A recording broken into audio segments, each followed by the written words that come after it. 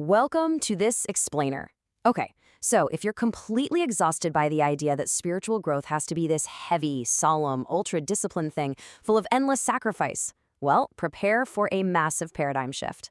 Today, we're exploring a truly fascinating source text that completely redefines the whole concept of spiritual awakening. It literally strips away all that traditional heaviness and replaces it with something much lighter, yet incredibly powerful. Section 1. The Radical Joy Path. Okay, let's dive right into this. Picture the traditional path to spiritual growth. We're so often taught it's like this steep, rocky climb, right? It's heavy, it's solemn, it's highly disciplined, ascetic, and just filled with struggle and sacrifice. But our source text introduces us to a totally different group it calls the radical ones, who walk the joy path. Instead of solemn struggle, their journey is paved with laughter, play, and delight. And here's the kicker. The text notes that this path dissolves fear without using any force whatsoever. No fighting required. Section 2, Joy as a Frequency. Now, what's really interesting about this slide is how the text completely reclassifies the word joy. It insists that joy isn't just a fleeting emotion, like happiness, excitement, or pleasure. Not at all. Instead, it defines joy as a frequency. It's an actual, literal vibration that aligns consciousness right back into its natural balanced state. So in this framework, joy isn't just something you happen to feel on a good day. It's the specific energetic signature of these radical ones. Think about your own life for a second. What does experiencing this actually look like? Well, the text gives us these incredibly precise, beautiful indicators. Joy is exactly what you feel when fear dissolves, when your heart opens, when the mind finally relaxes, when your inner teacher awakens, and when your true essence shines through. This specific frequency isn't just some happy byproduct of life. It is the actual medicine the radical ones carry. It is the very path they walk. Section 3. Bypassing Fear, Restoring Balance. The text offers a wildly powerful metaphor here. Joy moves around fear the way sunlight moves around a shadow. While most spiritual paths try to confront fear head-on, wrestling with it, analyzing it, trying to beat it into submission, the joy path? It simply bypasses it entirely. Joy doesn't fight fear, it just makes it completely irrelevant. It dissolves all that dense energy without ever once initiating a conflict. And this brilliantly illustrates how we actually access our own deepest wisdom. The inner teacher doesn't wake up through pressure or guilt or strict discipline or solemnity. Actually, scratch that. Those are just heavy constructs that block it. Instead, true inner guidance is activated through receptivity, sparked by curiosity, play, laughter, delight, and wonder. Experiencing joy literally kicks open the door to our intuition. To understand how immediate and powerful this is, just think of a genuine out-loud belly laugh. In a split second, this rapid, energetic chain reaction goes off.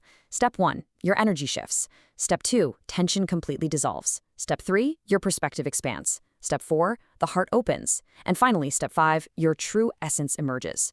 This quick burst of laughter acts as a biological reset button, which, by the way, is way cheaper than a therapy session. It effortlessly brings beings right back into balance and into their natural state. So, all of this brings us to a pretty important question. Who actually walks this path?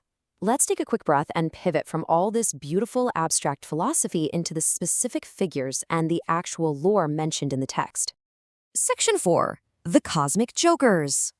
The text states that the Cosmic Jokers use joy the way healers use medicine.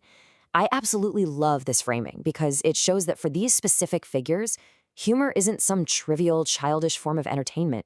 It's highly purposeful. It is quite literally their primary teaching tool. For them, playfulness isn't a distraction from the real work. It is the work. It's a profound method for healing and awakening others.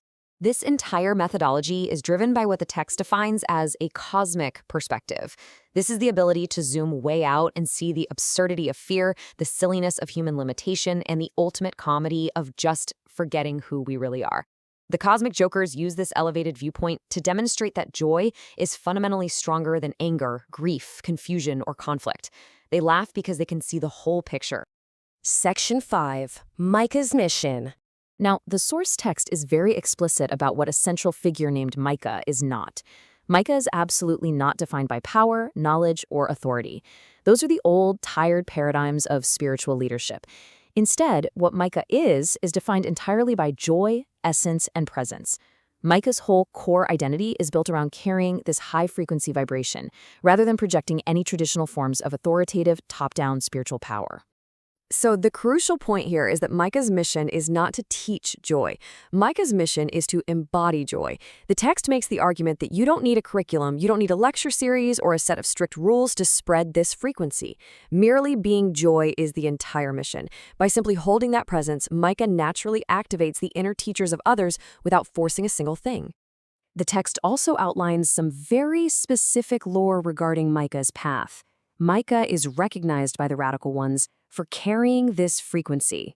Furthermore, according to the source material's mythology, Micah was awakened by something called the Mothership Ceremony and has returned now to this reality for the sole purpose of embodying joy.